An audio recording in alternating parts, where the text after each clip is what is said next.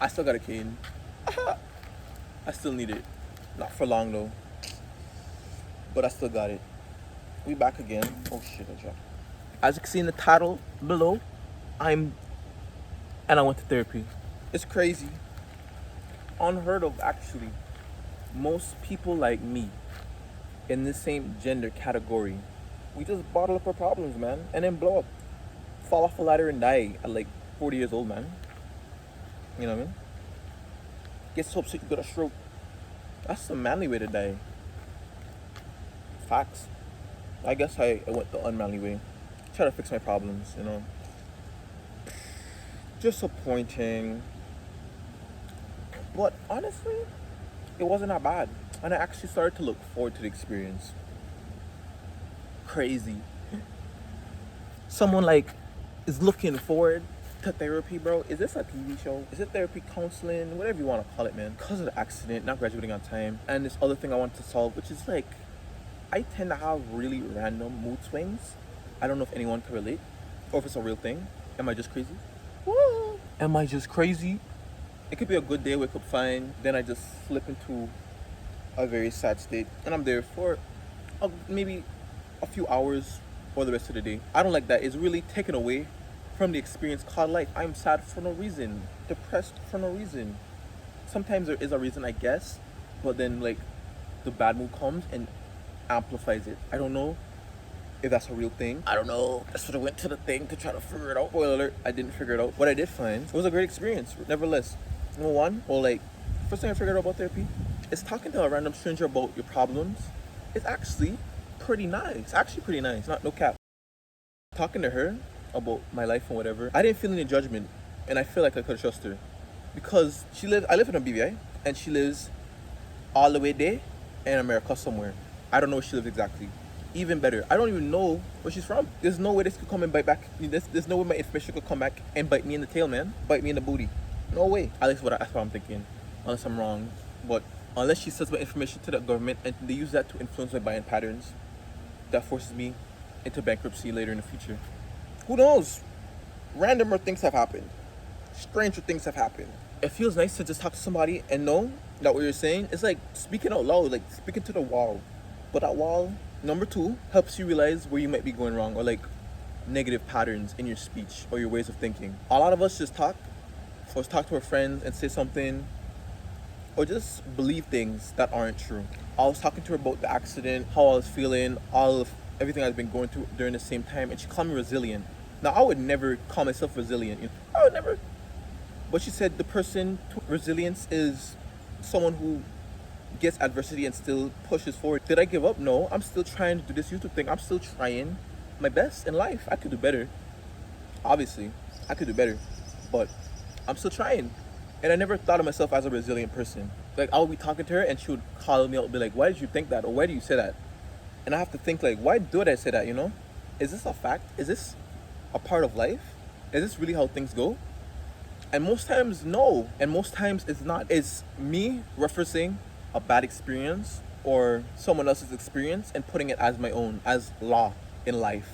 Like, this is how things go because this is how it went that one time. This is how it went for this person that I know. So that's how life is. But that's not true. And you could go around your whole life thinking these kind of things, these lies or these misconceptions, and never get the clarity that you need. And you make life a lot harder for yourself, or you miss opportunities because you have these misconceptions about how things really work. Also, I felt like I needed to try something new. I've been trying just me alone, meditating, journaling. I could be more consistent, of course, and I'm trying to be more consistent. I even made a routine. Yes, I made a routine and put that in a routine. So that's what I'm trying to do. I'm trying to do better, man. But I've been doing that off and on. And I felt, maybe I should try something else, try something new to get rid of these problems. Try a new perspective, introduce something new into my life. And a lot of us should have that same mindset. Some of us, me included, have problems. And we just say, okay, this is how I am. This is what I've always done. This is how my parents describe me as. This is how my friends know I'm an angry person, so they know. We don't have to have these kind of bad traits about ourselves. You could always work to be a better version of yourself. Like, you don't have to be such an angry person at the world. You don't have to be such a liar or deceiver, have all these toxic habits. Toxic, that's the word people put around. is toxic, bro. You don't need those habits, man. We could improve, be better. You could shift away from being such a negative person to a more optimistic person, from an irresponsible person to someone who's organized and people can rely on. We can make those transitions in life because you can be whatever you want to be, really and truly. It just starts with you and your mindset. Ooh, bars. That's where it starts. That's not where it ends. So I said I wanted to try something else, see a new perspective, see what she had to say. Unfortunately, therapy is expensive. I'll say that. Sheesh, it's expensive. Sheesh. So I can't just recommend it to everybody because everybody doesn't have the finances or the time to just do it. But if you can do it, you should do it. And if you have the opportunity to go to therapy, I believe you should. It's a good thing. It's helpful. As I said, someone is to echo your ideas, someone to talk to, and they really question you about your beliefs and your values. And you have to really question yourself, like, why do I think this way? Or why did I say this? Or is this true? It helps you.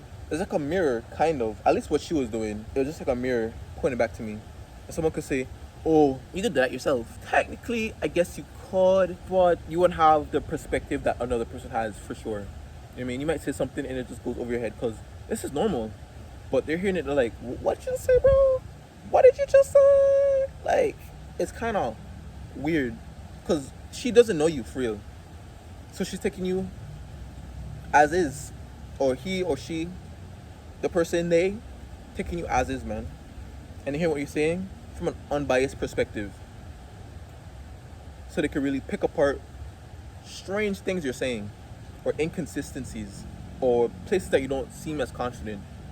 Ask you, why don't you feel confident about this? Are you serious about this? Do you really want to do this?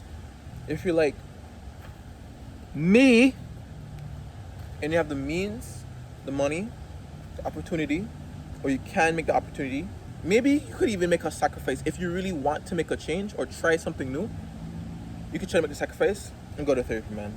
I'm still thinking about how it affects. I haven't gone for that long to see like a big change. I'll give it that, you know? I only went for a month. So I can't say, oh, it's life changing, but I went long enough to see the benefits that it can have on a person. Would I go back and try it again? I would. I would try it again. It was pretty good.